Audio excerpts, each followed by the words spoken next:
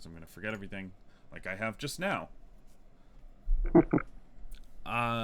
Last time you guys got onto the satellite. Oh, and you were you kind of fought off. You saw what the fruits of this spread of this crystal, this mineral, has begun to wreak upon this mining kind of R&D satellite. You fought them off, and you also met and had a discussion, a curt discussion with a scientist who is still on the satellite, the one that Lux had mentioned, Lucas. Can you remind me his voice? It was like it was kind of like it was kind of like a Revenge of the Nerds. Yes, that's right. Thank you. Yes. And you did not trust him, so you crushed his little thingy. The little, I guess it was like a breadboard that he was working through. Piezo speaker. And you saw the two doors, one that was leading to research material storage chamber, and the other one that Jan particularly sounded very excited about, called the Magical World of Elevators. And I believe, I don't remember if you chose where you wanted to go. I don't remember if you tried any doors or anything. At the very end, Choybot kind of jacked into the system. Phrasing. Well, with him. And revealed some of the area that he's able to kind of share with you guys. But he was pretty quickly kicked out of the system. Kicked out of their... or blocked by their firewalls. And this is where you... Guys, they had Norton antivirus. I couldn't do anything. They had Space Norton antivirus. They actually had a membership. They're unstoppable. I'm surprised they didn't have Space McAfee, considering how crazy he was. Yeah, what a wild guy. So the floor is yours. You still have the choice between Research Material Storage Chamber and the Magical World of Elevators.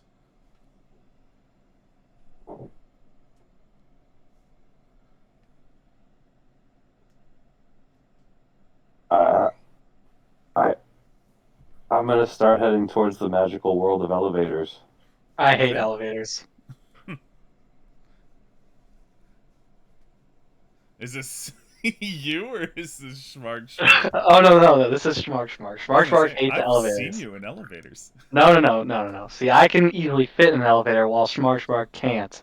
Fair point. No bit for me, mate. So, hey man, I don't think I really want to get in this elevator. Well, do you want us to go in the elevator first, and then you can have the elevator after us? Sure, I'll take the second run at it. That's a good idea. If we're even going in an elevator, I don't even know if, it could be called the Magical World of Elevators and there's no elevators. Mm-hmm. Let's see.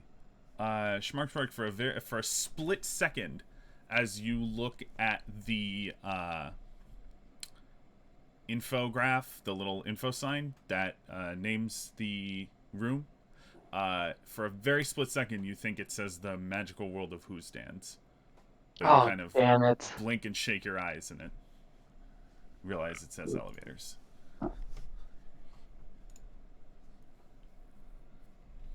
Well, I'll just follow the lead then.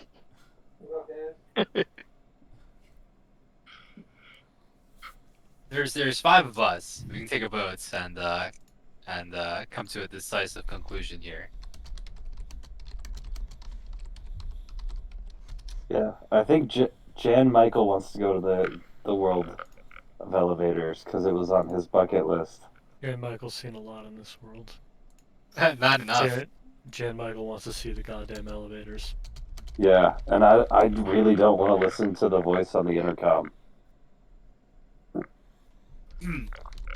Alright, that's fine. I'll follow you to the magical world of elevators, but like I said, if there's an elevator, I'll take the second run. I don't know how you'd be presented with two options. One called research facility, another one called the magical world of elevators, and not take the magical world of elevators. It's all just because Schmarshmarp can't fit in the elevator comfortably. You don't know what kind of elevators they got. They got elevators smart size. Alright, I'm in. I'm in. Oh yeah, They, smart sized elevators. if we had gun blades a little longer than 36 inches, maybe it'd be a problem. But like we're a pretty compact team. Luckily, Amex is out cold. He's just slumped over at the door. Okay, we proceed to the magical world of elevators. Okay. You make your way to the door. The archway around the door is glowing green, as is the pad next to it. That is smoking a little bit now after you were blocked out of the system by Norton Antivirus. As you approach, it automatically emits a little bit of what appears to be like mist or something. Kind of doesn't really smell like anything. You assume it is some sort of disinfectant, and the door opens. And inside, you see some wild shit. Oh, thank God. Yeah, there are elevators, kind of like little different carriage-looking things of multiple sizes, the maximum of which is just a little bit smaller than Schmark. God damn it. And they're kind of lined up around the room, almost like it's definitely a laboratory, but it's almost lined up like it's sort of a museum exhibit. You can see as you go along that they are kind of following what seems to be a sort of technological, like, march through time. There is an old 21st, 22nd century elevator that you see all the way to the left, and as it goes on, they sort of become more clear plasticine. One near the middle begins the trend of no longer using physical cables, and as you go along, as you go further on, you see some that you've never seen before. One of them looks to be kind of sitting atop what seems to be a glowing platform, and next to it on a table is a little glass dome. No bigger than like a snow globe dome. And similar to a snow globe, it looks like it has something inside of it. You also see something that looks like a Fisher-Price nightmare. Do you remember that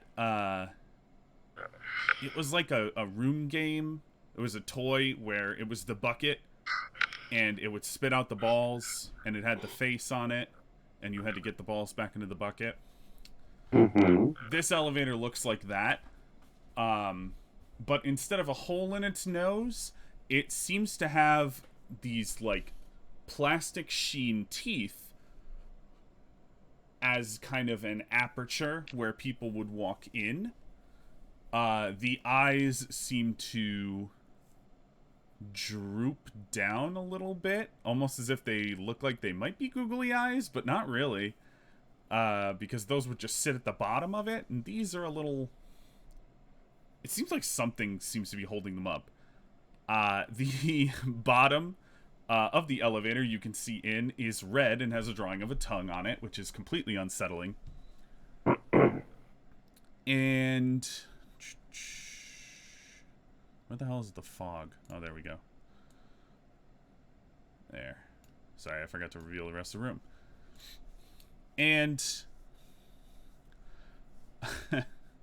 you see the only lights in this room as you walk in that seem to kind of turn on or emit any sort of light are the one next to the on the little glowing platform next to the dome, and a very dim light that seems to be flickering over this clown vomit looking elevator. And you can just kind of make out there's a plaque next to this the clown vomit elevator that says Upsy, your lifting friend, and a plaque next to the domed one at the end that says the elevator of tomorrow.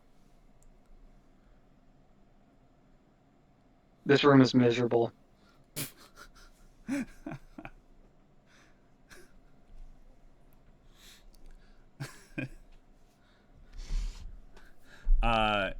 And one other thing, there seems to be a kind of a console at the other side of the room that is kind of dimly glow, like a kind of a sickly green glow coming from its monitors, and you can kind of hear a very, very low hum.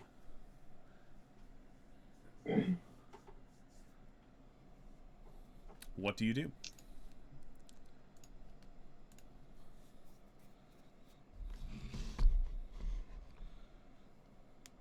This is starting to play like a. You know what this reminds me of? This is like a R.L. Stein, like Goosebumps, Choose Your Own Adventure. You guys ever play that? I loved those. Sorry, breaking character a little bit. Yeah, Michael starred in 3 motion pictures about that. Which Jen Michael though? The original. You know the Jan. The original was in not the Goosebumps with Jack Black. The other ones.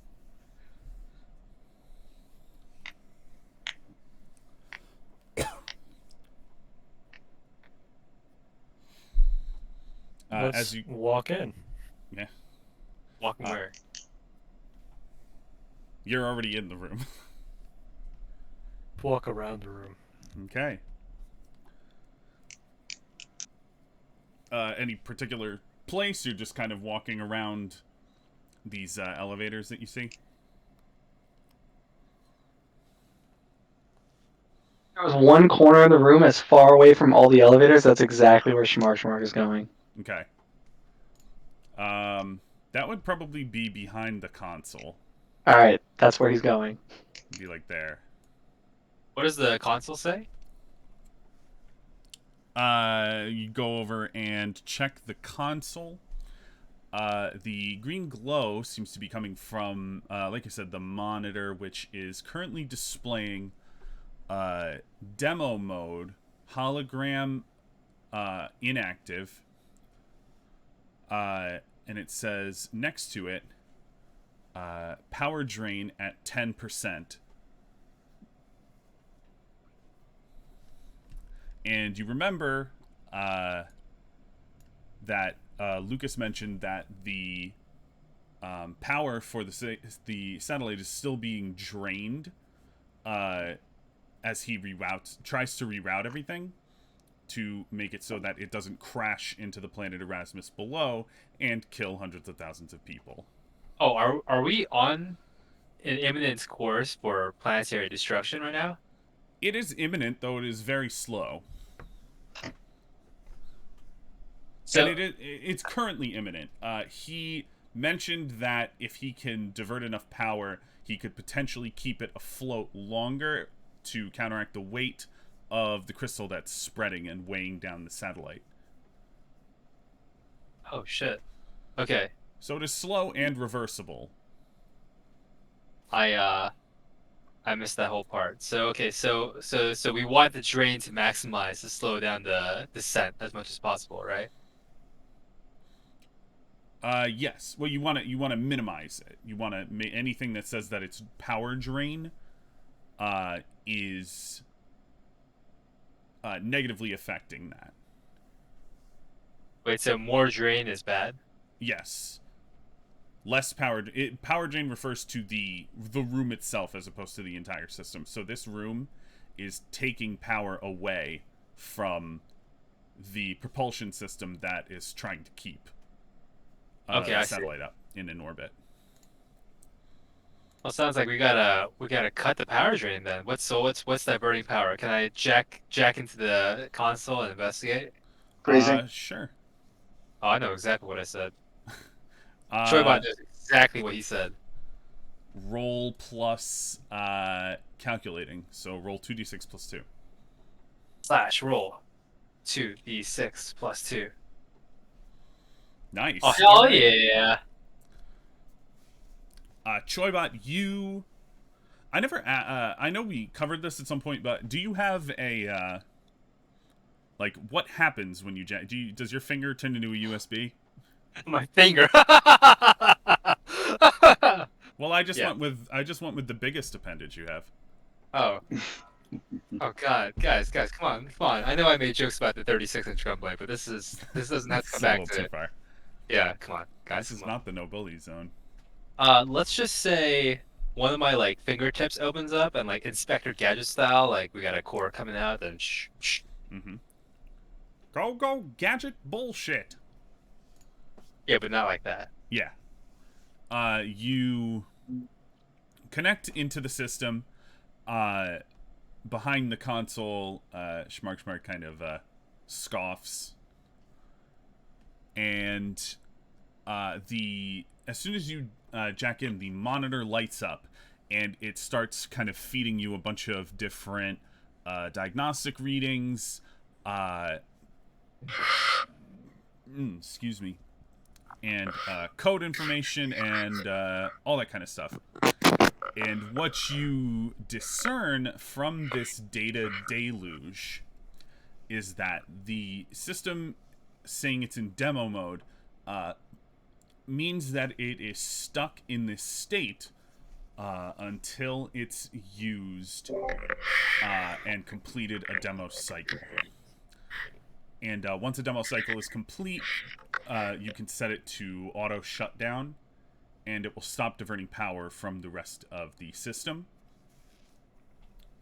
And it also, once you are done with it, detects your kind of system fingerprint that it got from before. And the door behind Schmark at the far end of the room, the archway around it was green. It turns red. Mm.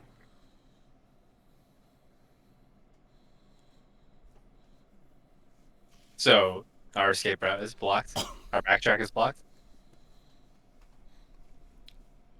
No, Yeah. the door going back is still green. The door at the far end of the room, where it's marked, is now red.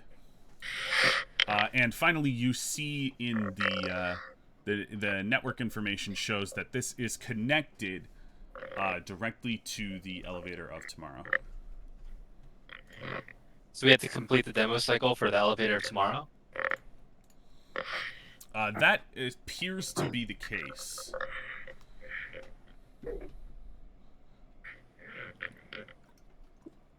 But there could always be other solutions. Far be it from me to railroad. Can you describe the entrance to the elevator of tomorrow? What does it look like it's going to entail? Okay. So are you gonna make your way over and kind of take a look? Take So a I can- look without going in. Right. Mm. You walk over. The carriage that's on this glowing platform. You see that it seems to be not connected, but it seems to be like a wireless transferal of some sort of energy is occurring between this platform and the what seems to be the elevator carriage, which looks remarkably Wonka Vader-esque, which in space future it looks like a I guess you would say like an old-timey vestibule, but with chrome and platinum and plastic instead of glass and brass. It is round. It looks like it would fit not a very large amount of people, probably only about 3 or 4 regular like humanoids. And the table next to it with the little snow globe, as you look closer, you can see inside there seems to be not just the typical like single building that you would see in a regular snow globe. It looks like it's a lot of buildings, almost like a cityscape,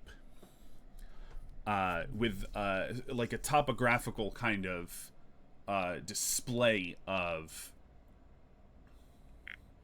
tall kind of spire building antennae and towers, and lower kind of almost brownstone looking buildings. There are railways, like monorails that are snaking between and through alleyways, which is strange because you don't think you've ever seen a place on a currently habited planet that had enough space for monorails. Everything's a lot closer together due to population. And everything is cast in this what looks like hard light. So you can like it's semi-transparent, but it does seem to be that it is holding its shape and holding propping up other pieces of itself on top to make this kind of this city model. As well as the monorail cars do seem to be moving almost autonomously through it, and it's you can't particularly see why this is next to the elevator car. Below it, there is another placard that says, "The future of planet-to-space transport." Can I roll to scope it out? Yep. All right. Birion, you kind of get in a little bit of a closer look. As you get close, it appears that the pad is affected and almost activated by small changes in weight distribution to detect if people are in or not. You can also see between the two, underneath, there does seem to be a couple of cords jutting out of the back of this tableau that connect to they kind of go under the floor, and the same ones seem to come out and connect to this pad. And it's like a very wide looking, almost fiber optic looking set of cables. And one of them is labeled matter transport. Okay. So I get to ask 3 questions, right? Mm-hmm. Um, Sorry, I totally treated that like I treat them like regular D&D rolls. yeah, which thank you for that. You're welcome. So the first question I'm going to ask is, who or what here could be a useful opportunity? Who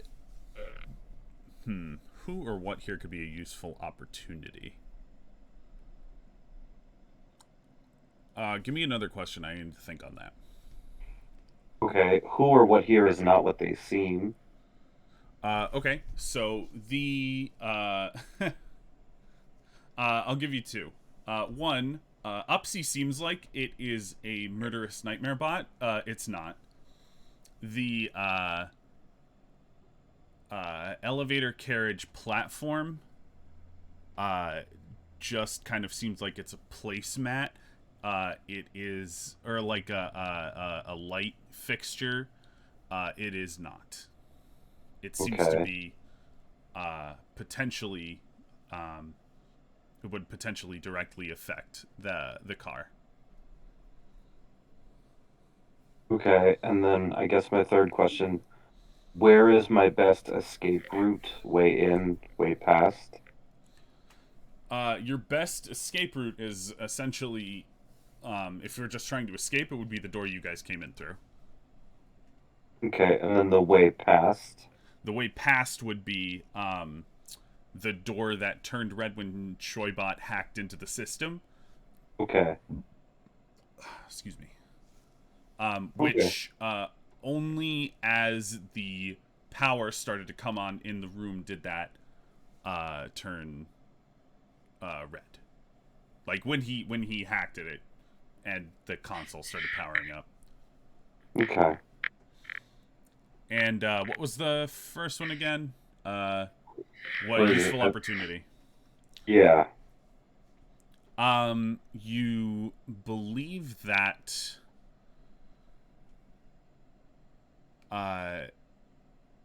making sure that this room is not drawing power would be important to not dying and not killing people and, you know, fulfilling your contracted obligations. But you also believe that a hard light projector would be worth quite a bit of money. Okay.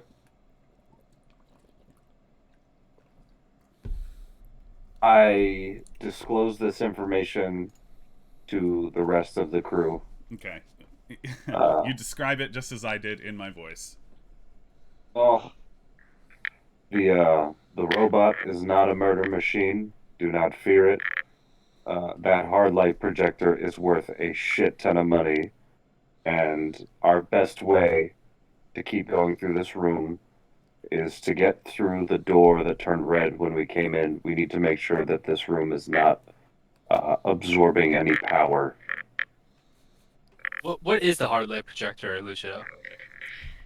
It looks like the hard light projector is the How thing big that's is it? What making is it? this. It's like pretty much like I said, the size of like a snow globe. Well, like the snow globe dome is over it, but it couldn't be bigger than its base plus the pedestal on it, which is about. I literally just put my hand up and was about to say "yay hi" as if you guys could see. If you describe it like that, then it's not that big. In terms of apples, it's about 12 apples high. But are they like Gala apples or Honey Crisp? Gala Cosmic apples. Cosmic, Oh, yeah. They're cosmic Cosmic brownies. No, apples. it's like 3.5 feet tall. Pedestal with those cords coming out of it, plus a little snow globe dome on the top. Like 8 Fuji apples. That was a very Alex Horn comment. In terms of apples, it's like 8 apples high. I almost said a quarter of a giraffe, but that would be morbid. I mean, only if it's not attached to the rest of the giraffe. What, a quarter of a giraffe where it's high like this or like this? That was a weird time for the internet. So the hard light projector is projecting a replica of like a city layouts. It looks as though, yeah. And the quartz is the quartz that we're actively trying to combat is on that screen also. No. No, The, that's a different quartz. Oh, I said chords, as in. Oh, Yeah. never mind. So Sorry. So, do you think we could take the hard light projector by force and walk out with no consequence? Or is this going to be like a Indiana Jones kind of booby trap kind of thing, right? Where we take Who the it hell and is there's going to be Indiana some, Joe? Space Indiana Jones. Sorry. Oh god. Jan only- Michael's grabbing his hat and getting ready for this. Only Choybot and Jan Michael Vincent know who Indiana Jones are. That's for you to decide. Okay. Jan Michael, get your Indiana Jones cosplay ready. I say we have Amex disconnected. MX is I say- Amex. You know how instead of like you know how in Space Indiana Jones there was like that one little booby trap and he had to replace the artifact with a similarly sized rock? Can we replace the hard light projector with Amex? With Amex's slumped over body. I'm Well, thinking really hard about an object the perfect size to replace Wait, the snow globe, and I accidentally look in Steve's direction. Oh, Okay. hey guys, thanks for thinking of me. It's been a while. can we roll to see if MX is object permanence, or sorry, if the projector thing is object permanence? Sure. I have no idea how I'm gonna resolve that. Yeah, how would you test for object permanence? Oh, look at that! You rolled a 1. It doesn't. Okay. Worth a shot. Wait, it doesn't have object permanence? I don't understand. Uh, the answer is whatever you want it to be. Okay. Asking for both me and the character. Okay. Steve has changed.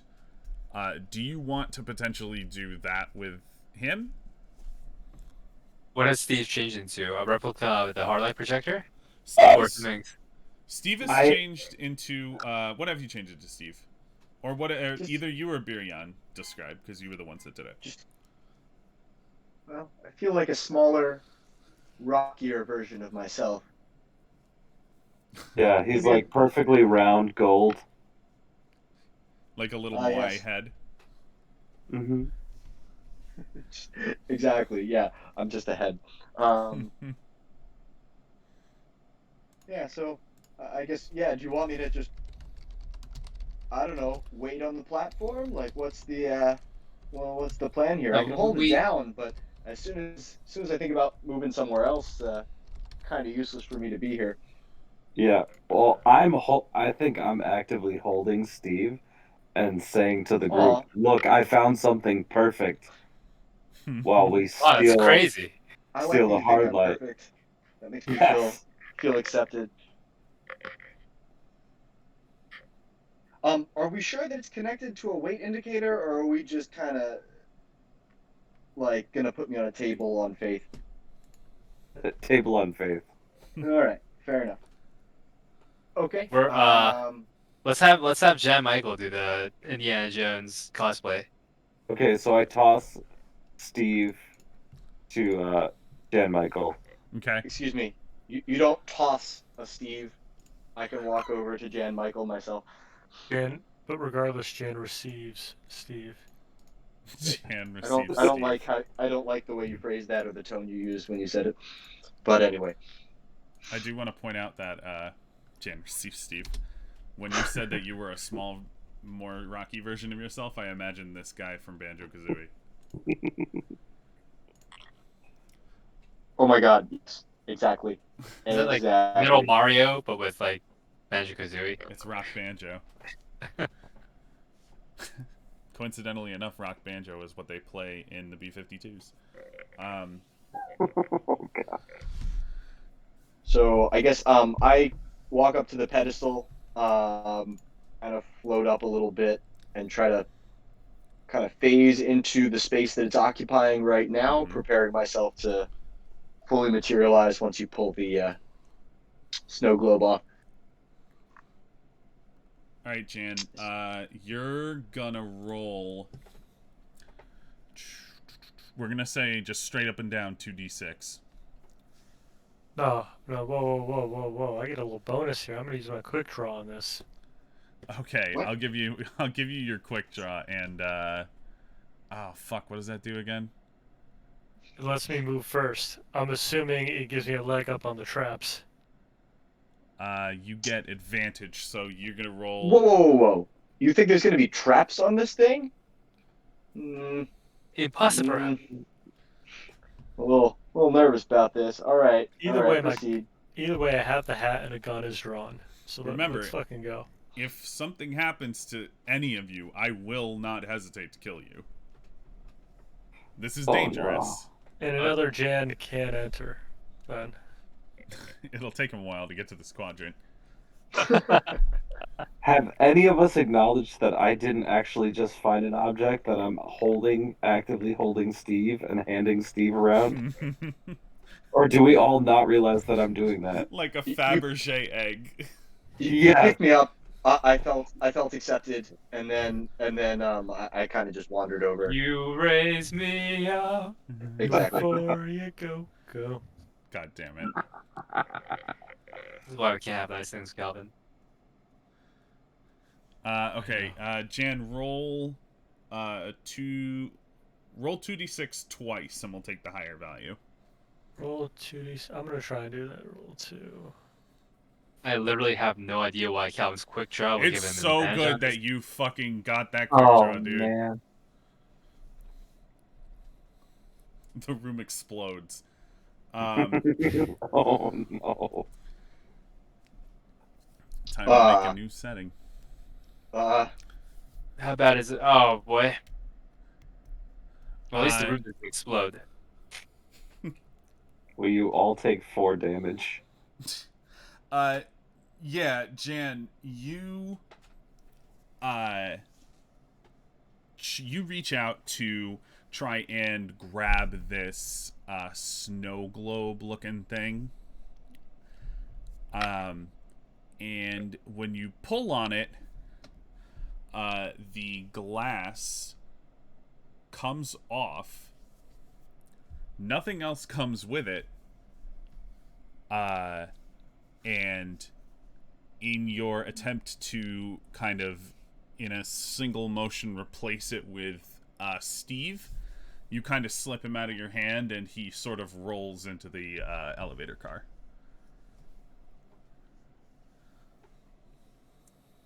Okay, I don't see what's going wrong here, but keep going. Okay. Nothing else has changed about the room or the system that you guys are looking at with the hard light projector, other than the fact that this city is now uncovered, and you hear little screams that are like, "Help us!" No. You do see that the platform that the elevator car is on starts rotating when it detects Steve's weight in it. And you also guys? see a few what look like little like motes of dust, but a little bigger, kind of roll around under where the seam of the glass was.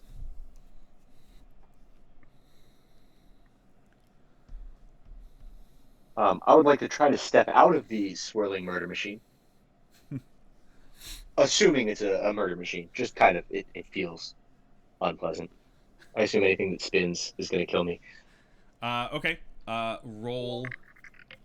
We're going to say roll plus alien, Steve. So, +2. Okay.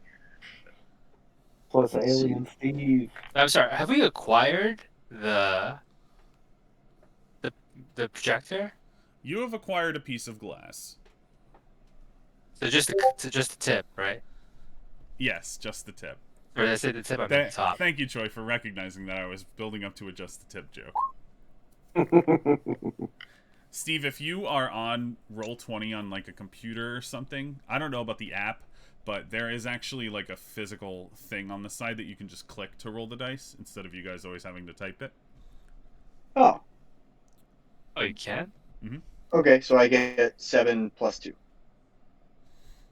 Oh, sorry, 5 plus 2 is 7. We're just I pulling swear to stuff God, out of thin air. I don't work in a technical field where the numbers that I work on are roll. important. All right.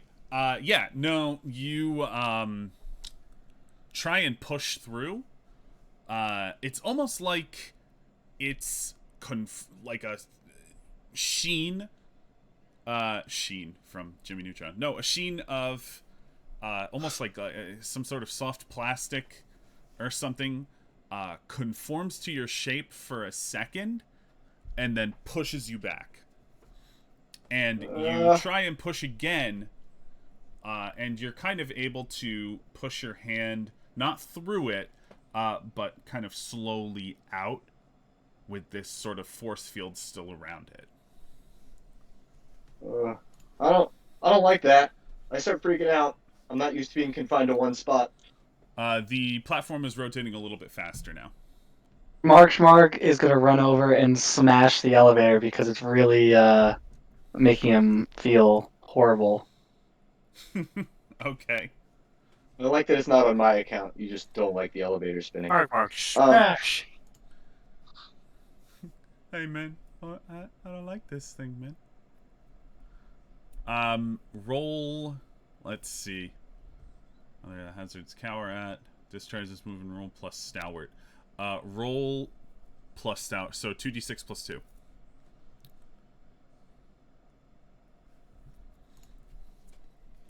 Okay.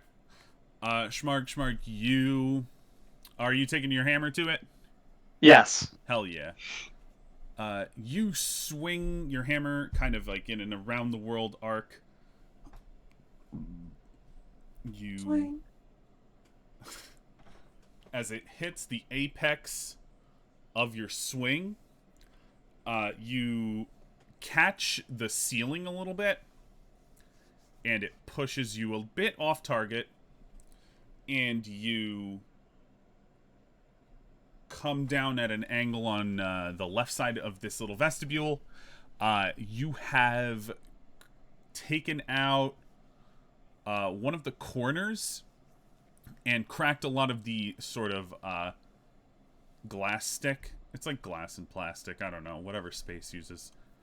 On the side, the crack starts traveling downwards. The sheen that was covering the front, keeping Steve inside, seems to start growing over the side that you cleaved off with your hammer. It slowly seems to be trying to cover up this hole. And the platform detects kind of the movement difference and almost seems to overload. And it sends a shock through both you and Steve. And you both take 1 harm. What? But there is now an opening. It is closing up, and Steve is still kind of small. So it's the opening is bigger than him normally, but it is high up on the vestibule, about say about 6.5 feet up.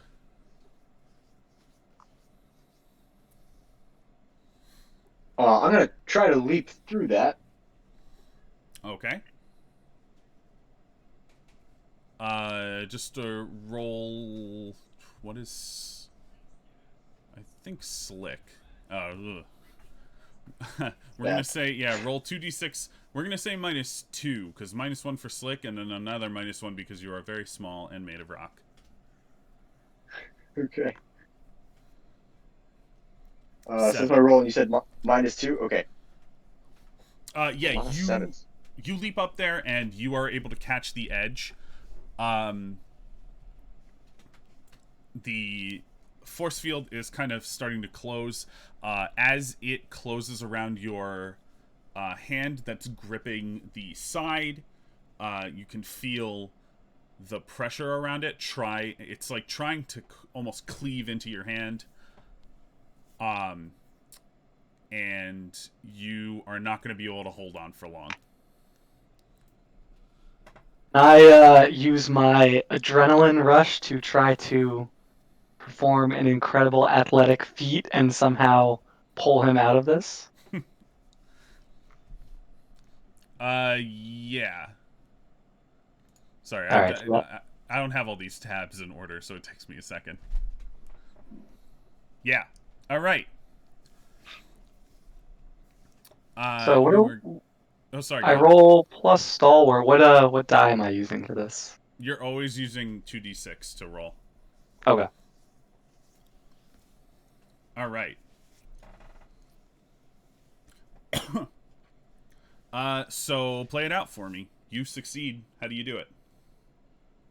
So if he's holding on slightly and this force field is going through, Schmarg, I guess in an athletic way, uh, dives at where the force field is coming down, and I guess that's what's happening. It's like it's slowly like pushing on his hand or something, It's right? like, you know how like if something kind of grows, you put your hand through like a field of, like a pool of water, and you see part of your hand over it, and it kind of looks like it's coming out of like glass or something.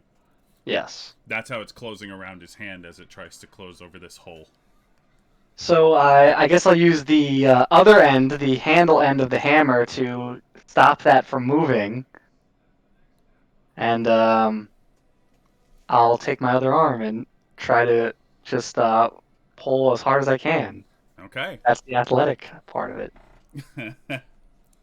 Yeah, so Schmark, you are able to stop this the spread of this force field a little bit with the other end of your warhammer.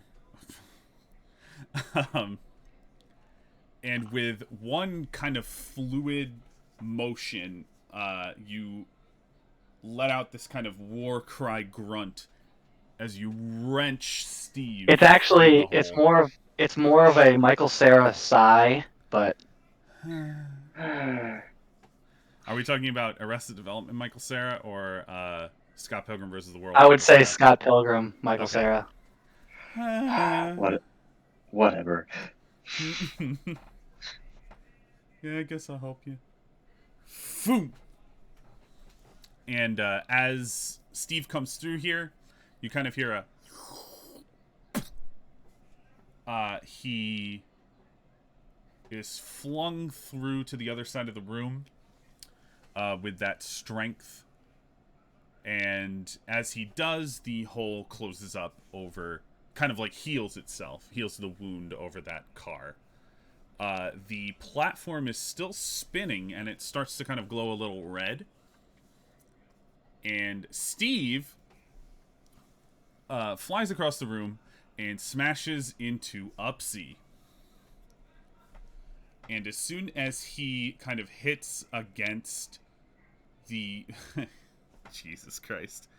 I just realized I'm saying that Steve is hitting Upsy's back walls. Oh. Steve slams into the kind of the back wall of the elevator car, the Upsy's mouth, and you see his eyes start to light up. They are no longer dim and kind of just looking kind of down diagonally. They are now kind of glowing white. The pupils are moving around a little bit on their own. And he begins to speak. And his mouth, his like kind of teeth mouth unsettling starts like opening and closing like you would see in a really old anime. And he says, "Hi! I'm Upsy, your lifting friend!" Oh god. Are you programmed for love? There is no God here. I only have one kind of love programmed in me, partner. The Okay. love of going up, up, up. I think you're saying the love of Jesus Christ. Well, Have you heard of our Lord and Savior? This whole game is a front just to convert us. Oh god, that'd be so hilarious. this is you guys have actually reached the second station of the cross, where you see Jesus walking with the cross on its back. Oh man. This is where there were two sets of feet prints, right? Yes. Wait. I can't make feet prints because Jesus is always holding me. Also, I'm an elevator. Upsy the evangelical elevator. What's your name, little boy? Sorry, is this canon or are you riffing? Oh, everything is canon. Okay. I'm a little disoriented. I answer that I'm, and then I just do the disembodied shriek. That is my true name. But people know Steve. Steve, as you are kind of coming to, you start to not flicker, sort of like phase in and out of matter a little bit, and you are, yeah, you sink a little bit into Upsy's floor before you catch yourself. Hmm. And Upsy notices this, and he notices everybody else in the room, and he says, "Well, hey, we got a party going on in here. Are you folks trying to go to the elevator of tomorrow?" Why, yes. Yes, we are. Hey, you look like that actor.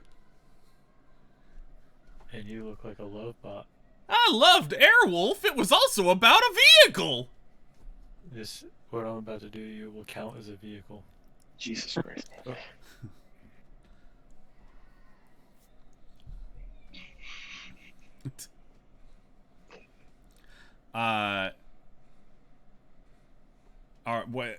Upsy points, well, not points, but he sort of lifts out of the vestibule that or not vestibule, this little like playset that he was on, and starts floating over like a little like Jetsons type of, and he approaches the rest of you over at the elevator of tomorrow thing. He notices, because he was looking at Jan Michael, he notices that you are holding the glass cover that was over the cityscape, and he kind of gets one of his eyebrows points down and one of them raises in sort of a quizzical facial expression. Imagine, what was his name? Wooly Willy. Imagine those are his eyebrows. Like that thick and cartoony. Oh. It says, Oh, yeah. Am I still in him? You are still Ish? in. No, you're not like sunken into him. You were able to get out, but you're still inside him. I'm just kind of dazed. Gotcha. All right. Mm-hmm. As he looks quizzically at you, Jan Michael, and he asks, "Well, that's not how you use that elevator. Are you trying to fix it? Are you the maintenance people? Finally!" Oh, we're about to do some maintenance. Yeah, that's why I have a hammer. I'm the maintenance guy. Well, thank goodness. I can't remember the last time this room's been checked up. By the time we're done, you'll remember. Looks like all the power's going out in here. You best be safe and shut it all down before. Jesus. How do we do that, Upsy? Well, you don't know. wanna hurry down too soon. Can he hear these things that you're muttering to yourself? Do you think this is Can how anyone Calvin? hear them, or is it just yourself? Do you think this is how Calvin acts in like Disney World or Chuck E. Cheese? Just like every time a mascot approaches him, he just whispers like very obscure, like menacing little undertones. I'm And more what's amused by the your concept name, that young man? Calvin regularly goes to Chuck E. Cheese. Regularly. I'll Regularly. screw you, fucking street rat. You asked Upsy how you do that? Mm-hmm. How you do that, Upsy?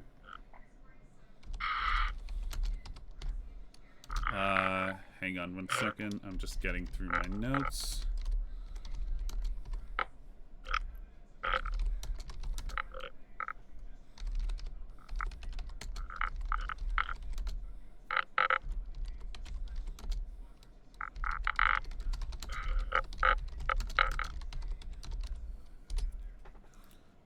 there we go. Upsy continues to look quizzically at you. And he says, well, let me see if I can remember. It's been... I don't know why I'm Southern now.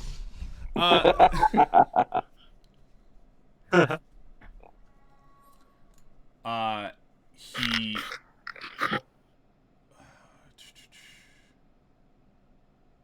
Upsy kind of... his eyes... he has these, like, fake plastic-looking... plastic eyelids that definitely look like they were tacked on at the last minute. One of them is kind of lower than the other one. And, they kind of lower halfway down his eyeballs. And he says, I'm gonna need to think about that and search my systems for a second to see if I can, remember the blueprints of the circuit boards in here.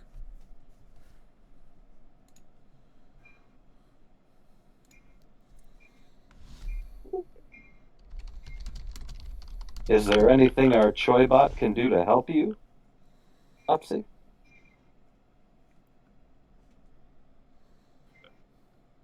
You're what? Didn't know Upsy was from 1840 Georgia. I'm paying for gold! Oh my god. Does anybody watch Gravity Falls, like McGucket? Oh my god. No, afraid not. No, I didn't. Oh. You're right though, Phil. Yes. Yeah, can our Choybot, we have a robot that might be able to help you. Is Charbot here? Like, I need to ask for permission. Do you mind if I jack into you for a little bit, see what the problem is? Wait your turn. I'm scared of you. It's okay. I just want to jack you off a little bit. I mean, I'm sorry, jack into you a little bit. Oh, nothing sounds right. Oh God, no!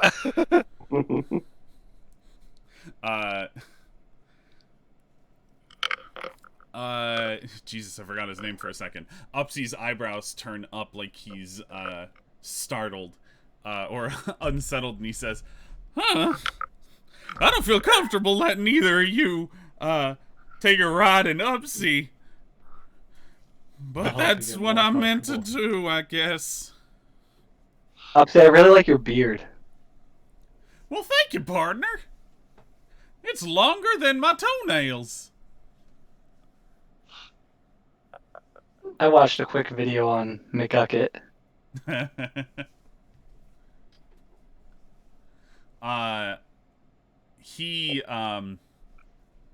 Then he kind of, turns to, Choybot and he says, well, if you think you're able to, help us find, how to shut this power down so you can get on with your maintenance work, well, I'd be right thankful for that.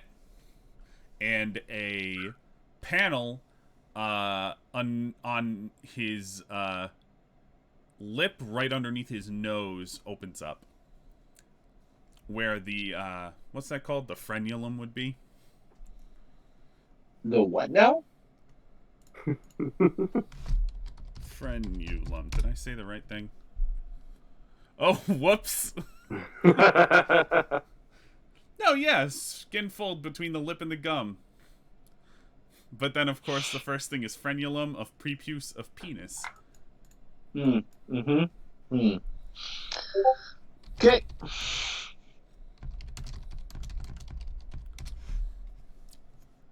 Oh, philtrum was what I was thinking of. And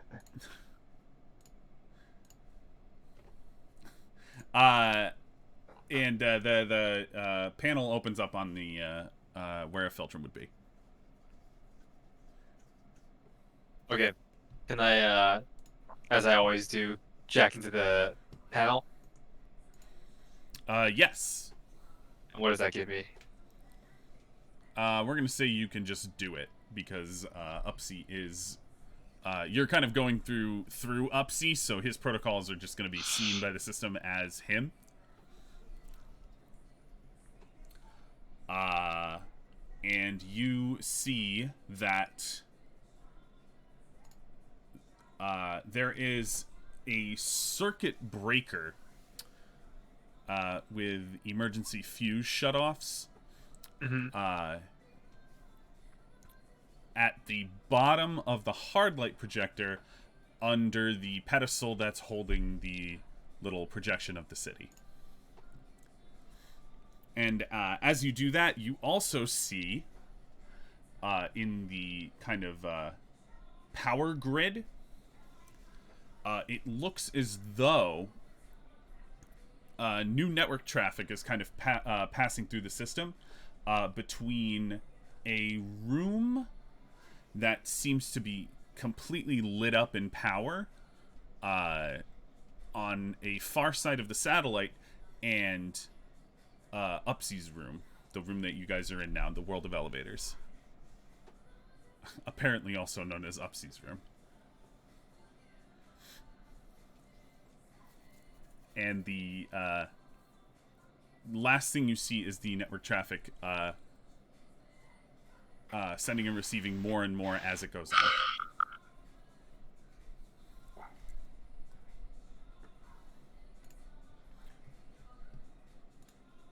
Oops.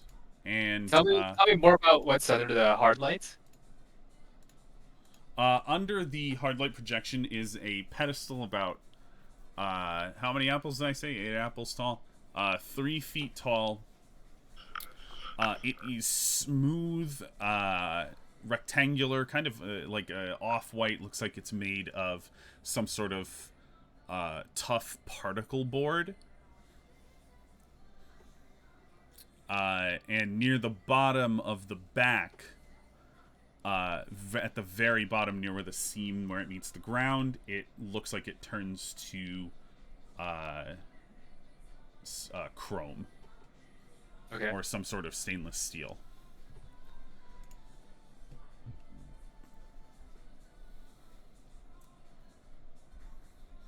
And as you disconnect from the system, Upsy says, "Boy, I experimented in college, but any of you got a giant cigarette?" This is so disturbing. I'm gonna look at Schmarg for the giant cigarettes. Sparkburg definitely does not have giant cigarettes. However, Upsy, I just realized, sounds like if you've ever seen The Hateful Eight, Sheriff Chris Mannix. We're all cooped up in this here haberdashery. Yeah. Fuck. Am I just like, this is just subconsciously I created this character out of a bunch of different characters that I've seen. Oh. Can I offer Amex's 36-inch gunblade as a smoke? You run over to Amex's body and you try and take the 36-inch gunblade from him, and as you pull on it, he goes, "Eh."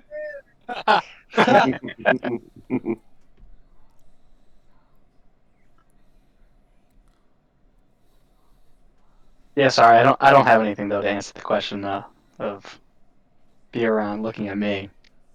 No. I'm a warrior. Why would I smoke, man? A warrior. Because you're also Michael Cera. That's a good point. Michael Cera looks like he smoked once to see if it would make him look cooler. And it didn't. He's the guy that took a bite of the cigarette. Oh. No, Upsy says, "Just joking. I'm a little uncomfortable though. Son, if you could step out of me, Not I'd yet. like to go back to my corner now." Yeah, gladly. I step out of Upsy. As you step out, Upsy, his eyebrows turn like angry eyes, like Mr. Potato Head in Toy Story 2. And he takes out one of his giant tongue, comes off of the ground, and he stabs you in the back. Upsy, you get out of Upsy, and he runs over to the corner, and he, his kind of eye covers close, and he starts snoring like Curly Howard. You just hear Wait. very lowly in the corner going. Go. I am currently stabbed. No, I was joking about that. Yeah, Oh, that okay. kind of confused me too. I was like, Sorry, holy shit. sorry. It's like, Dick move, Upsy. I never got an opportunity to give him angry eyes. Okay. Sorry. Yeah, no, he's going back into rest mode, and as he does that, not rest mode. refractory. As he does that, you see on the monitor across the room, the power drain has gone down 3%. It now reads power drain 7%. Mission success. Say roughly 30% successful. Which arguably is better than the last D&D group success rate. Their kill rate was good. Ooh. Mm-hmm. Uh, Nothing survived. you do still have the just to recap, you have the hard light projector that you still haven't gotten. I assume Jan Michael is holding that glass cover like a wine snifter.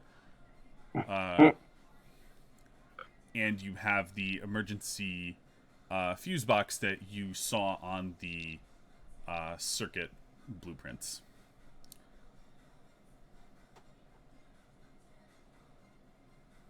Yeah.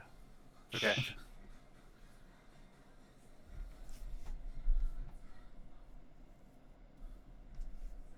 So What are we gonna do, guys? what does the emergency circuit do? It was just a typical fuse box. It had the like master on off for given fuses attached to parts of the room. And is this diverting power? You assume so. So we gotta shut off the fuse, right? If we were trying to minimize diversion. Yeah. This is still on, correct? Mm-hmm. Okay.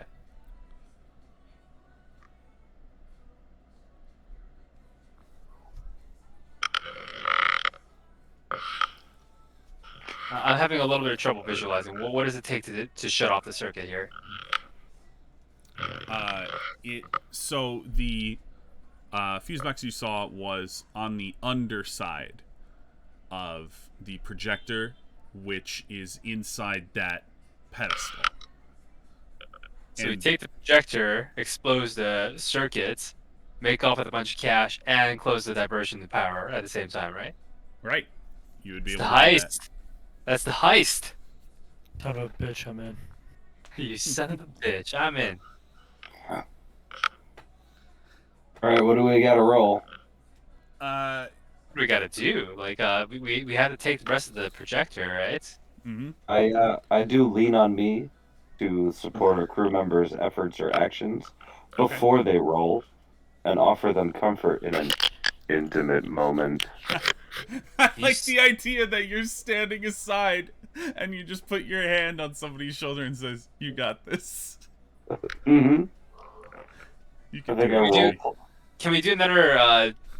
Can Jan Michael take another stab at it? Right, using Keep using it another freezing. swapperoo. Attempt to snag the sure. rest I of the am projector? not doing that again. Sorry, No. guys. So I pull out part of a robot I still have on me from the previous engagement, Sure. and I'm, You know I'm what? Sure. I will roll, but Just before that I will drink and take disadvantage. fucking in his pocket. You're telling me that you had a thing in your pocket and you chose to put me on the fucking trap pedestal before? You I gotta save your swear better to moves God. for last. A robot in your pocket, or are you just happy to see Steve? It's both. I love They're this. independent. I'm sorry, Steve's Steve. just happy to be seen. I will say, Steve, you with this situation, you will take 1 stress.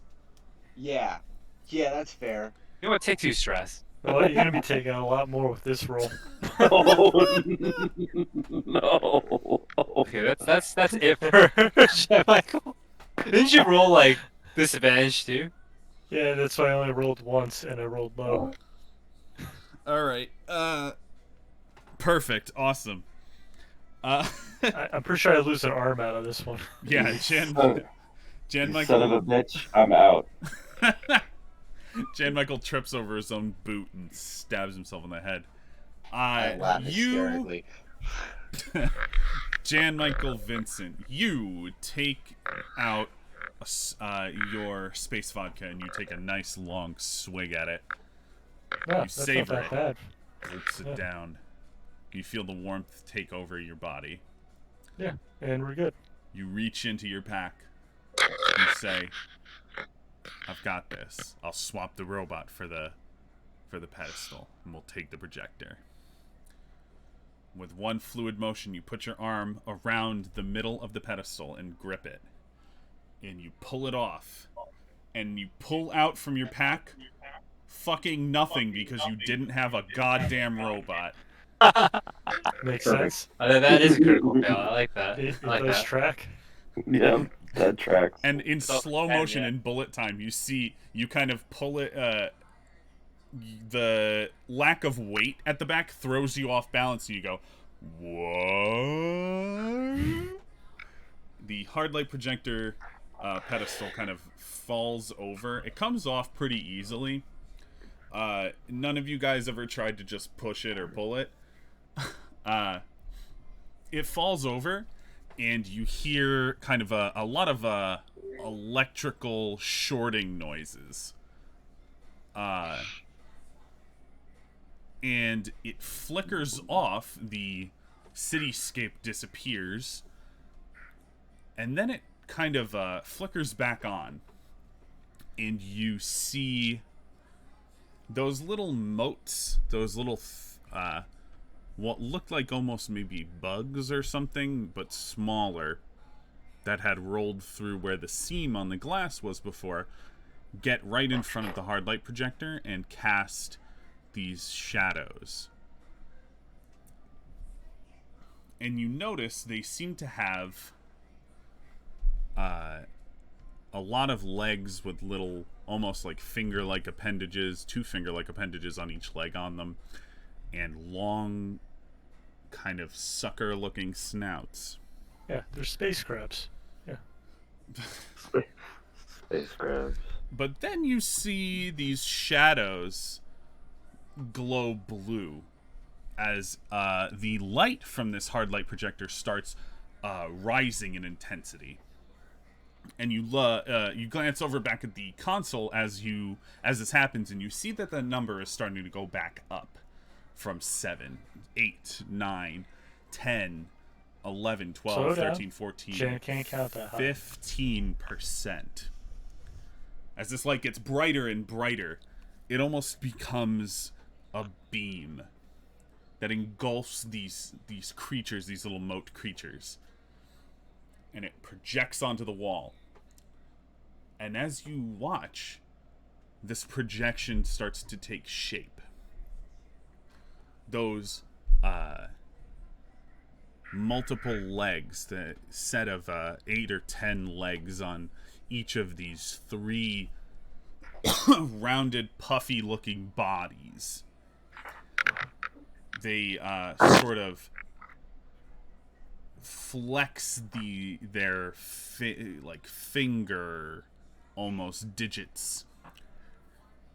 Those sucker snout-looking. It almost looks like a butthole, for lack of better words, with a long, almost like hummingbird-like tongue flicking out of it. And these blue-white creatures materialize across the room from you. Each one, almost the size of like a a Mini Cooper. And Oh, God. floating in the air. And Jan Michael, in your effort to steal, you have just created giant super hard light tardigrades. Okay. Not the worst outcome. Thought I'd lose an arm. Is it not the worst outcome? And Hey. as you guys, Still got both arms. and as you guys discuss this, they all notice you, and one of them, with what looks to be some sort of liquid dripping from its mouth, Space gun. which weirdly, they're made of hard light, but this liquid is green and sort of viscous, Oh, dear God. and it roars at you. And they begin to approach. And that's where we'll leave off. Okay.